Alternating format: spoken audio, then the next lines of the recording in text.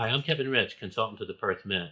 As we reach the 1 year mark of the pandemic, the anniversary, if you will, um, and investors are curious about where markets may be headed, I think it makes a lot of sense to look back and see what's happened over the last year, see what lessons we can learn.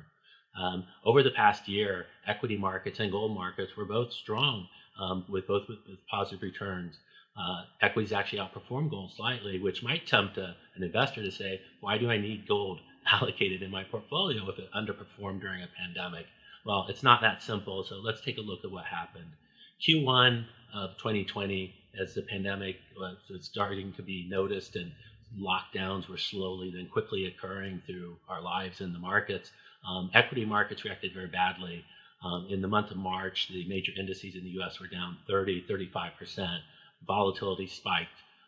Gold, however, through that period was strong, trended up, and provided a lot of safety for investors who had a gold allocation.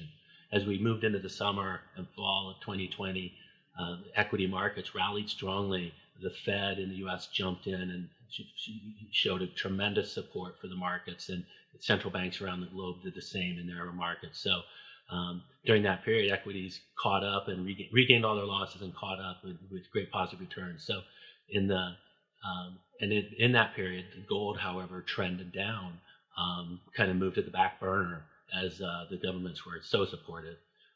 So after a year in the pandemic, let's think about the lessons we learned. Well, one is we saw established gold investors that stayed allocated through that period rewarded for their allocation with lower volatility, positive returns, and just a much smoother ride from the investment side.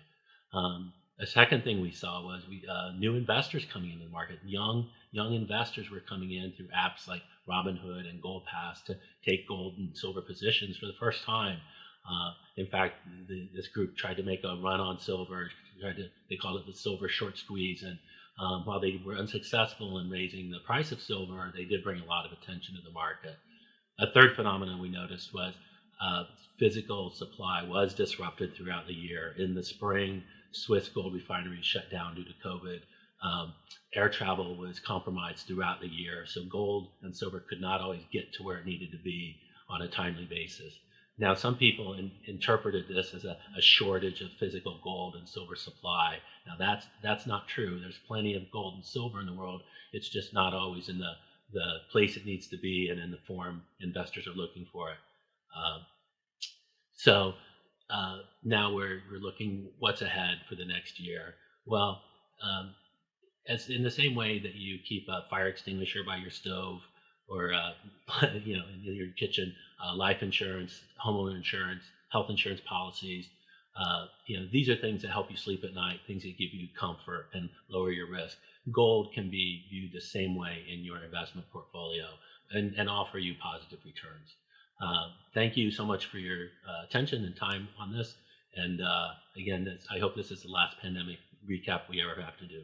Thank you.